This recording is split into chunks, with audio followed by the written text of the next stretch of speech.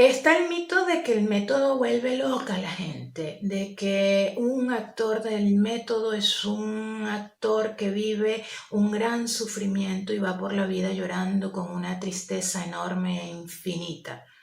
O una entonces alegría particular, ¿no? Porque yo siempre digo que si es cierto eso de la tristeza, entonces también debe ser cierto al contrario, porque entonces hay personajes que son muy alegres. Si el método te hace quedar con una emoción y la situación del personaje es que gana la lotería, significaría que entonces el actor va a andar por la vida con la emoción, gritando y etcétera, celebrando como si hubiese sido un ganador de lotería, ¿no? Este es un mito que también viene por algunos actores de Hollywood, como todos sabemos, que bien sea por publicidad propia o por publicidad añadida, se han creado estas grandes figuras de mucho dolor emocional a raíz de un personaje, pero que cuando tú estudias en profundidad a todos estos maestros, hablaban justamente que la memoria afectiva es lo último que tú vas a trabajar. Es decir, es la última herramienta que vas a utilizar si todas las demás herramientas no te han ayudado para la creación de tu personaje o para un momento específico en la escena. Porque además vas a utilizar la memoria afectiva siempre y cuando no sea algo tan traumático o haya sido tan traumático que realmente te haga sentir mal. ¿Por qué? Porque no solamente por el cuidado que debe prevalecer en el actor, ya que la herramienta del actor, la herramienta de trabajo es su cuerpo, sus emociones y su psiquis, sino que además a nadie le gusta ver a un actor masturbarse en la escena, emocionalmente hablando. El método o la actuación orgánica no se basa únicamente en la memoria emocional o memoria afectiva. Ese es un gran mito. Si un actor no está en capacidad de saber que lo que le está sucediendo a su personaje en una escena no es real, que no le está sucediendo al mismo, sino a su personaje, es porque realmente tiene algún problema. Y es un problema que no tiene nada que ver con tu trabajo de actor ni con tu formación, seas de la formación o de la corriente actoral que seas. En el momento que tú decidas hacer un personaje extremo, porque bueno, eres un actor de retos, que le gusta este tipo de personajes, que son los que realmente te hacen confrontarte hasta contigo mismo, entonces perfecto, te toca asumirlo al 100%.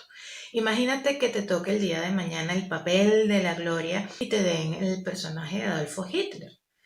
Por ejemplo, tú en tu vida personal, tú puedes pensar que él haya o fue uno de los peores hombres de la humanidad, que mató a 6 millones de personas, etcétera, etcétera.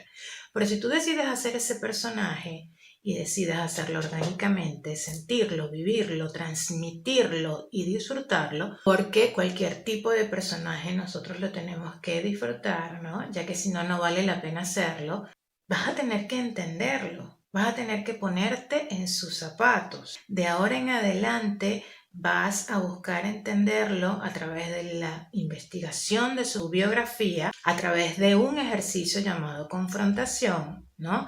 Donde te toca entender por qué hizo lo que hizo. Es decir, tienes que justificarlo. Nosotros tenemos que justificar hasta la muerte a nuestros personajes. Y este ejercicio de confrontación consiste en defender un pensamiento o estilo de vida totalmente contrario o diferente al nuestro. Para eso se hace una investigación. Por ejemplo, si te toca un personaje racista, tú debes investigar por qué hay personas racistas como él, porque llegan a pensar y sentir lo que sienten y lo que piensan. Y no es que luego tú te vayas a volver racista, no, sino que vas a entender de dónde viene la cosa, cuál es la razón de su pensamiento o de su forma de pensar. En tu vida tú vas a seguir estando en contra del racismo, pero si tu personaje es racista no lo puedes criticar, tú lo tienes que entender, tienes que saborear ese racismo, ¿ok? Porque nosotros los actores tenemos que tener una apertura de mente, por lo menos cuando estemos en la piel de nuestros personajes. se crean como dos grandes vertientes, formándose en la primera la gran figura de Lee Strasberg como el maestro del Actor Studio, quien, continuando con el legado de Stanislavski, no solamente trabaja la memoria afectiva o emocional, sino que también continúa con la gran importancia del entrenamiento de la memoria sensorial.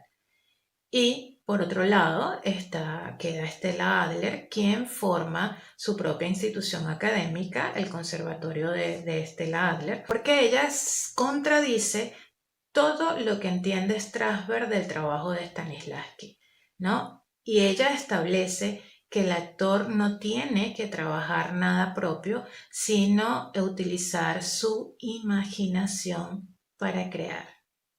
Una de las cosas más importantes del legado de Lee Strasberg es, por supuesto, todo lo concerniente a la memoria sensorial o memoria de los sentidos. Los 5 sentidos tienen memoria y cuando nosotros somos pequeños es una memoria que está llenándose continuamente de archivos, ya que cuando somos pequeños somos como unas esponjas que andan por el mundo descubriéndolo.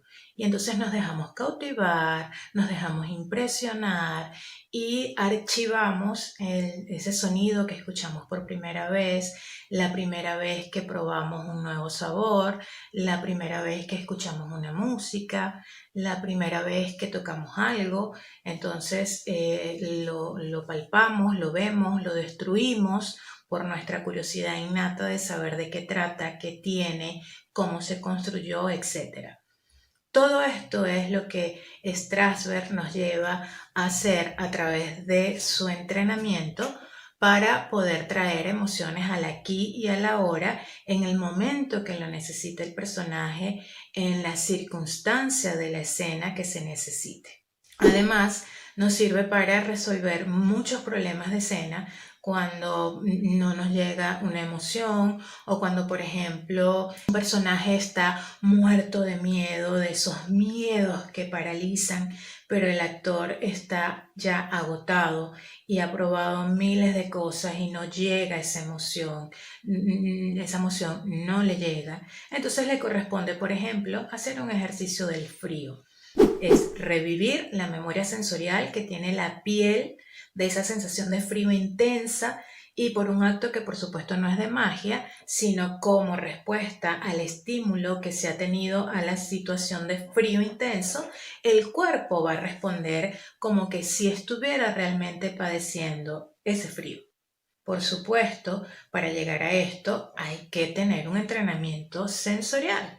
Yo no le puedo decir a una persona que no ha entrenado sus sentidos, su memoria de los sentidos, piensa que tienes mucho frío para que sientas que tienes frío, porque eso no va a suceder. Esa persona no va a percibir el frío.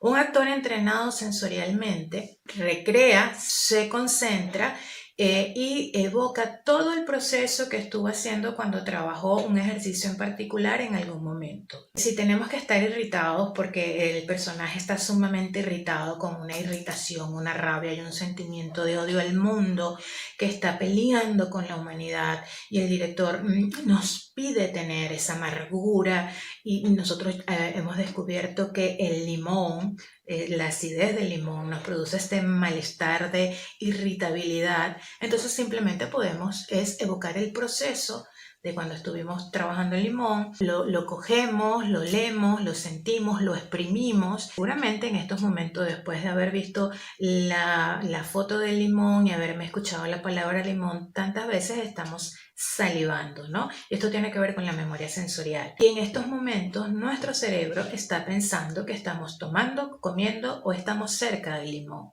Este es un proceso muy interesante para poder explicar un poquito mejor la memoria sensorial.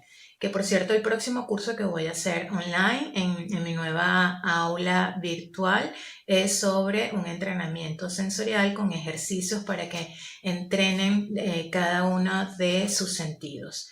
Todas las personas obviamente no somos iguales, todas somos distintas. Para algunos la memoria gusto será la que se active más fácil, para otros la del olfato, otros tendrán mejor la memoria de la vista, más desarrollada. Es cuestión de simplemente experimentar, ¿no? Por eso todo este primer proceso del actor que entra a la actuación orgánica se llama el trabajo del actor sobre sí mismo, porque allí vamos conociendo nuestra principal herramienta que somos nosotros mismos.